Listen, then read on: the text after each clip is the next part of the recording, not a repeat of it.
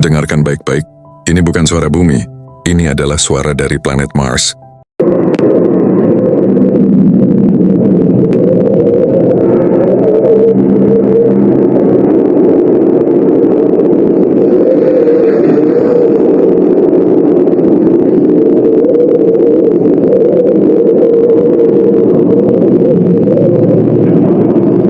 Untuk pertama kalinya, manusia berhasil merekam suara dari dunia lain.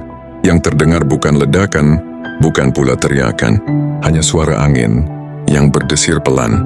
Atmosfer Mars sangat tipis, hanya sekitar 1% dari bumi.